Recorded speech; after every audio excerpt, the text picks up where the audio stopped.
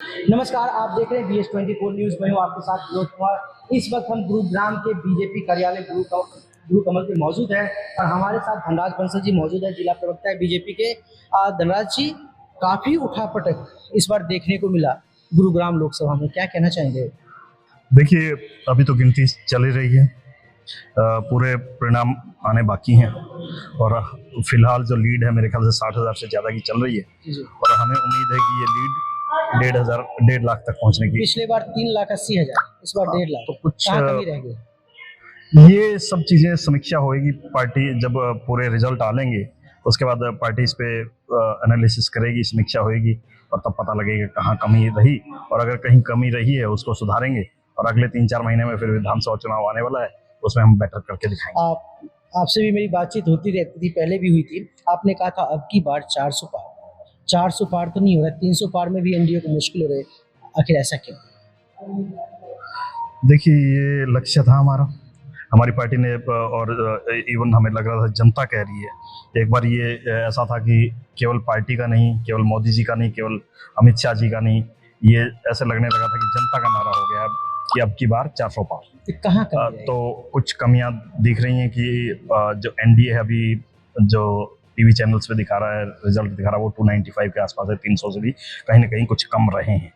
तो इसका फिर से मैंने कहा कि कहीं देखिए, जिस तरह उत्तर प्रदेश में जो हमें एक्सपेक्टेड रिजल्ट थे, हम एक्सपेक्ट कर रहे थे 70 प्लस रहेंगे।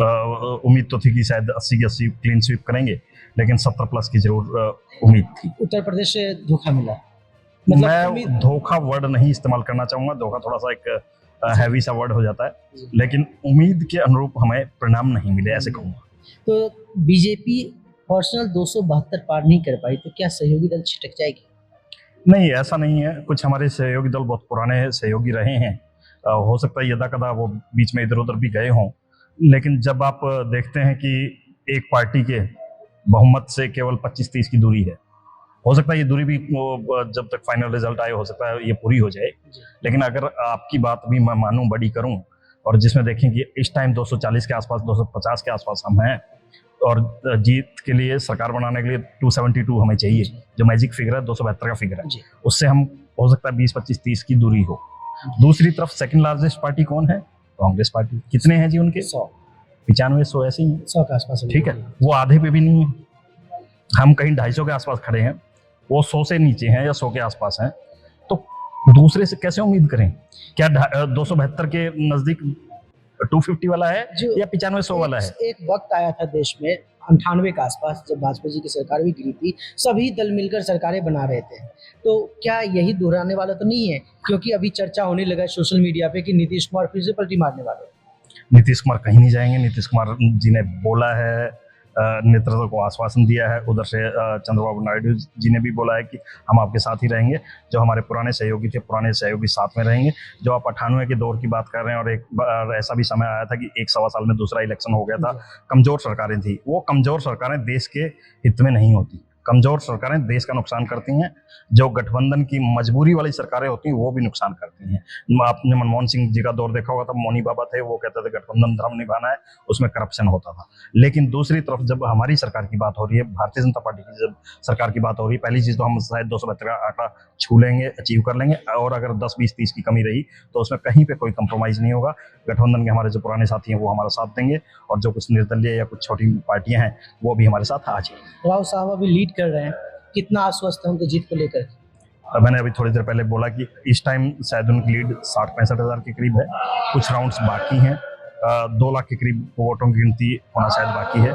तो हमें उम्मीद है कि ये जीत का, लीड का आंकड़ा जो है 1.5 लाख प्लस जाने वाला है। 1.5 लाख से ज्यादा राव साहब यहाँ से जीतने वाले हैं। जनता से क्या कहना चाहेंगे 400 पार में? जनता से कहना चाहेंगे कि हमें उम्मीद तो थी कि वो होगा, आशीर्वाद मिलेगा, एक अच्छा जनादेश मिलेगा, लेकिन ठीक है, हम धन्यवाद करते हैं हर एक वोटर का, हर एक हिंदुस्तानी का जिसने वोट दिया, चाहे भारतीय जनता पार्टी को दिया, चाहे दूसरे को दिया, जो भी पोलिंग स्टेशन तक गया, जिसने लोकतंत्र के महापर्व को सेलिब्रेट किया, उसका धन्यवाद करना चाहते हैं, आभार जताना चाहते हैं, और एक बार फिर से आश्वस्त करना चाहते हैं कि जिस तरह मोदी जी ने कहा था, पिछले 10 साल जो थे वो ट्रेलर था, मूवी अभी बाकी है, फिल्म अभी बाकी है, और इस बार बहुत अच्छी परफॉर्मेंस, पहले 10 साल से ज़्यादा अच्छे काम करके दिखाएंगे।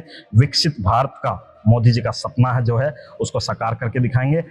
जो हम कह रहे थे कि दुनिया की 5वीं बड़ी अर्थव्यवस्था हम बन चुके हैं और अगले 2-2.5 साल में हम इसको दुनिया की तीसरा नंबर की अर्थव्यवस्था बना के दिखाएंगे। वो सब कमिटमेंट हमारी पूरी करके दिखाएंगे।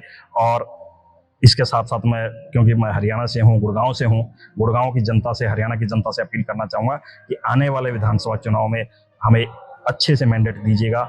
एक जो हमारा बिन पर्ची बिन खर्ची की सरकार चल रही है वो, उसमें कहीं कुछ रुकावट नहीं आनी चाहिए। अगर दूसरी ऑपोजिशन की कोई और सरकारें आई तो उससे क्या है, फिर से वो पर्ची खर्ची वाला सिस्टम चालू हो जाएगा, फिर से जो डबल इंजन की सरकार डेवलपमेंट करती थी वो रुक सकता है। इसलिए आने वाला विधानसभा चुनाव में भी हमें बहुमत दीजिएगा और तीसरी बार हैट्रिक बनाते हुए भारतीय जनता पार्टी की सरकार हरियाणा में भी बननी चाहिए। बिल्कुल, तो ये थे हमारे साथ धनराज जी और आपने उन्हें सुना और इनका कहना है तीसरी बार भी मोदी जी प्राइम मिनिस्टर बनने के लिए जा रहे हैं और ये बहुमत को लेकर बिल्कुल आश्वस्त है और एनडीए की कोई भी सहयोगी दूर नहीं जाने वाले हैं।